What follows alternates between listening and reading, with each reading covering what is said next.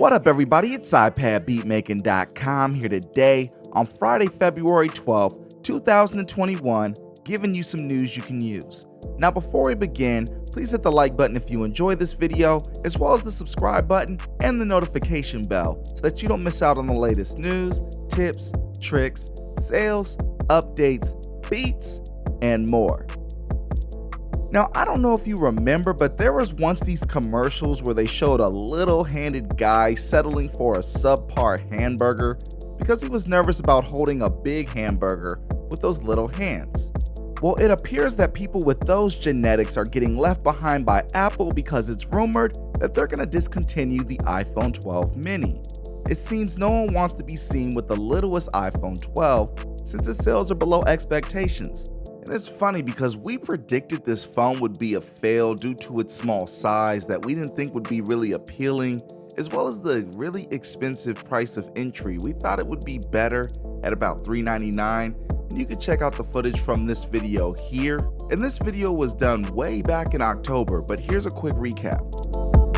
This looks like a fail, but it's gonna be cute seeing this little slider burger in y'all hands. No lie. This is the smart car 5G smartphones.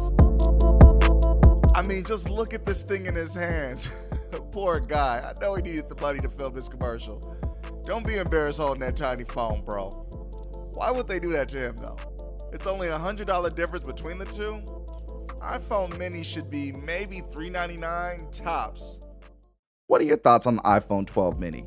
If you bought one, are you enjoying it? I'm actually curious about how many people who watched this actually grabbed it, so please let your voice be counted and let us know down in the comments. And if you've been eyeing the Magic Keyboard for the iPad, it is on the cheapest price that we have ever seen. Now, it may have gone cheaper than this at some point, but we haven't seen it. And for the 11-inch variants, it's currently $199, down from around $300. And for the 12.9-inch version, it's also on sale, but at a much smaller discount of just like $20 off.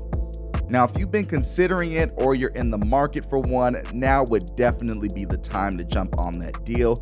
We love ours. We're using it for all of these episodes of the news, so be sure to check that out if that interests you. And now let's move on to updates. Now, first off, we've got Veloco. Version 6.4 adds a lyrics notepad, fixes audio bugs, and allows you to separate and process vocals in music videos. FL Studio Mobile finally has a new update, and this release includes new and updated effects. The direct wave sampler was enhanced with updated pitch and volume envelopes, plus a new filter envelope. The limiter received a new user interface that is more visual and intuitive, plus they've added a new noise gate effect with sound design capabilities thanks to the extensive envelope controls. And as always, numerous small bugs were fixed.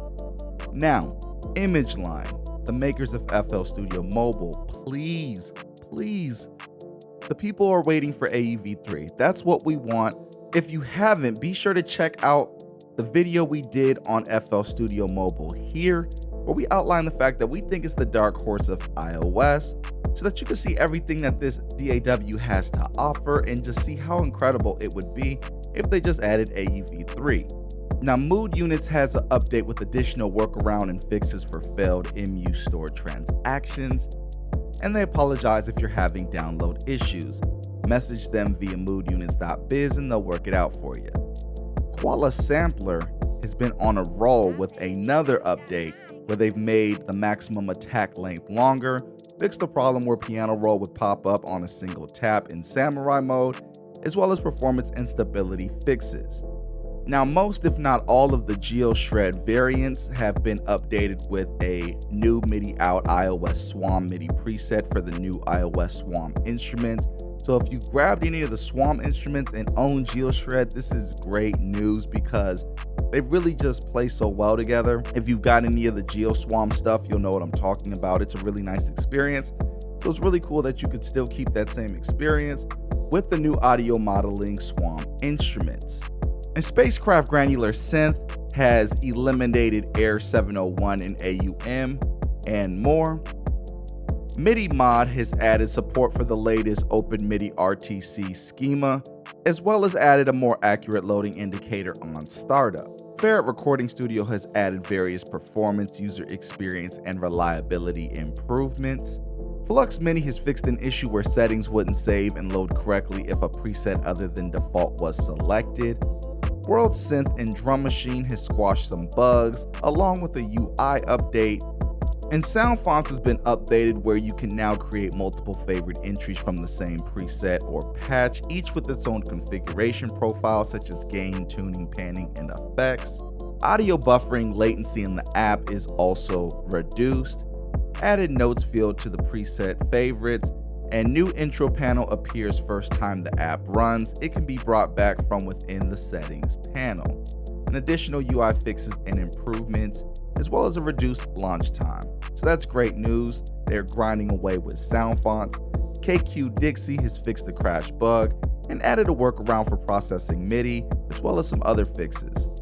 Decent Samples has fixed a bug that was causing the reverb to not get initialized correctly on startup, as well as fixed a bug that was causing controls that were bound to instrument level and group level ADSR settings to clobber unrelated settings.